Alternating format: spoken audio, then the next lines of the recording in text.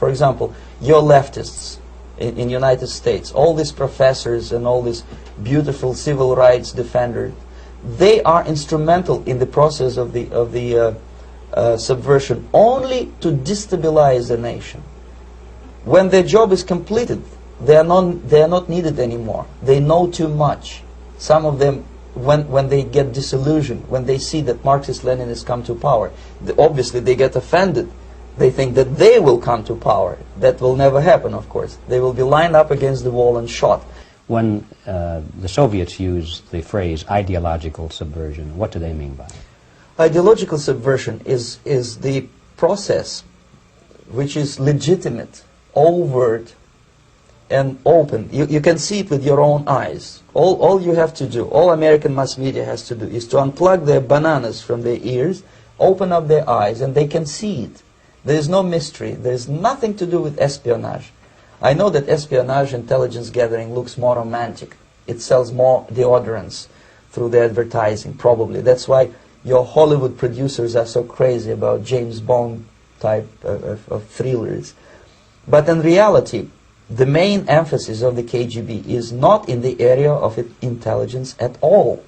According to my opinion and opinion of many defectors of my caliber, only about 15% of time, money, and manpower is spent on espionage as such. The other 85% is a slow process which we call either ideological subversion or active measures, активные мероприятия in the language of the KGB, or psychological warfare.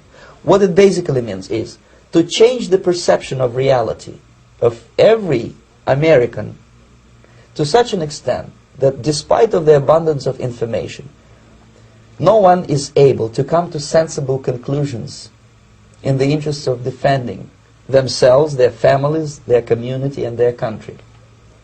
It's a great brainwashing process which goes very slow, and it's divided in 4 basic stages. The first one being demoralization. It takes from 15 to 20 years to demoralize a nation. Why that many years? Because this is the minimum number of years which requires to educate one generation of students in the country of your enemy, exposed to the ideology of the enemy. In other words, Marxism-Leninism ideology is being pumped into the soft heads of at least 3 generations of American students without being challenged or counterbalanced by the basic values of Americanism, American patriotism. The result you can see. Most of the people who graduated in the 60s, dropouts or half-baked intellectuals, are now occupying the positions of power in the government, civil service, business, mass media, educational system. You are stuck with them. You cannot get rid of them. They are contaminated. They are programmed to think and react to certain stimuli in a certain pattern. You cannot change their mind, even if you expose them to authentic information, even if you prove that white is white and black is black, you still cannot change the basic perception and the logic of behavior. In other words, these people, the process of demoralization is complete and irreversible. To get rid society of these people, you need another 20 or 15 years to educate a new generation of patriotically minded and common sense people who would be acting in favor and in the interests of the United States society. And yet these people who've been programmed and, as you say, in place and Yes. who are favorable to an opening with the Soviet concept, these are the very people who would be marked for extermination in this country? Most of them, yes. Simply because the psychological shock when they will see in future what the beautiful society of equality and social justice means in practice, obviously they will revolt. They will be very unhappy, frustrated people, and the Marxist-Leninist regime does not tolerate these people. They will join the links of dissenters, dissidents. Unlike in present United States, there will be no place for dissent in future Marxist-Leninist America. Here you can get popular like Daniel Ellsberg and filthy rich like Jane Fonda for being dissident, for criticizing your Pentagon. In future, these people will be simply squashed like cockroaches. Nobody is going to pay them nothing for their beautiful, noble ideas of equality. This they don't understand, and it will be a greatest shock for them, of course. The demoralization process in the United States is basically completed already. For the last 25 years, actually it's overfulfilled, because demoralization now reaches such areas where previously not even Comrade Andropov and all his experts would even dream of such a tremendous success. Most of it is done by Americans to Americans, thanks to lack of moral standards. As I mentioned before, exposure to true information does not matter anymore. A person who was demoralized is unable to assess true information. The facts tell nothing to him. Even if I shower him with information, with authentic proof, with documents, with pictures, even if I take him by force to the Soviet Union and show him concentration camp, he will refuse to believe it until he is going to receive a kick in his fat bottom. When a military boot crashes his balls, then he will understand, but not before that. That's the tragic of the situation of demoralization. So basically America is stuck with demoralization, and unless, even if you start right now, here, this minute, you start educating new generation of Americans, it will still take you 15 to 20 years to turn the tide of ideological perception of reality back to normalcy and patriotism. The next stage is destabilization.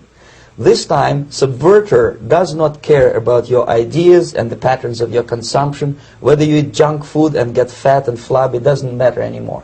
This time, and it takes only from 2 to 5 years to destabilize a nation.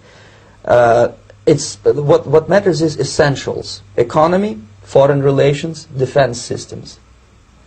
And you can see it quite clearly that in some areas, in such sensitive areas as defense and economy, the influence of Marxist-Leninist ideas in the United States is absolutely fantastic. I could never believe it 14 years ago when I landed in this part of the world, that the process will go that fast.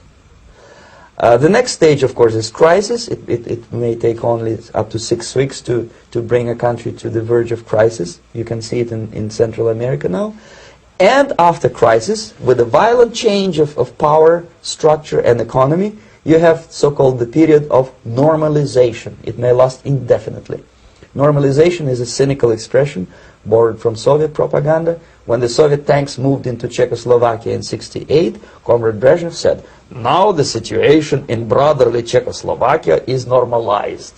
This is what will happen in the United States if you allow all these schmucks to bring the country to crisis, to promise people all kind of goodies and the paradise on earth, to destabilize your economy, to eliminate the principle of free market competition, and to put a big brother government in Washington, D.C., with benevolent dictators like Walter Mondale, who will promise lots of things, never mind whether. This is what will happen in the United States if you allow all these schmucks to bring the country to crisis, to promise people all kind of goodies and the paradise on earth, to destabilize your economy, to eliminate the principle of free market competition, and to put a big brother government in Washington, D.C., with benevolent dictators like Walter Mondale, who will promise lots of things, never mind whether the promises are fulfillable or not.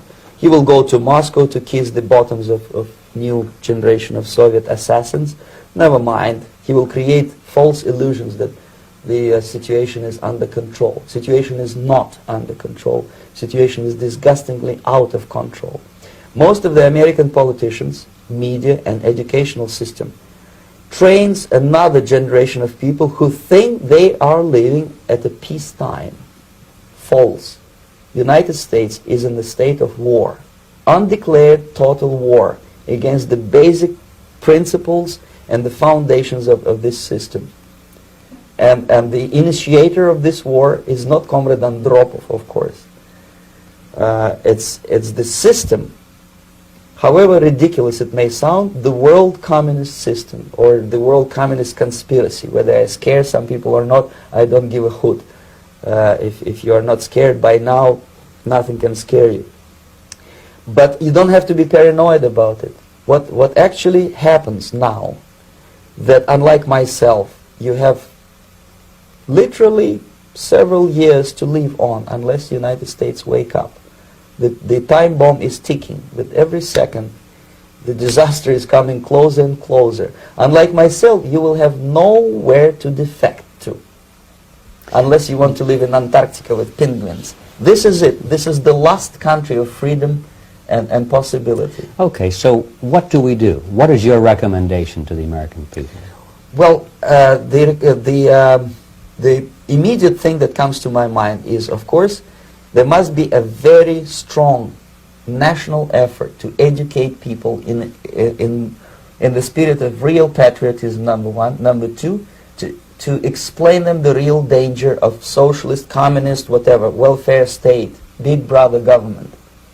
If people will fail to grasp the impending danger of that development, nothing ever can help United States. You may kiss goodbye to your freedom, including freedoms to homosexuals, to prison inmate. All this freedom will vanish, evaporate in 5 seconds.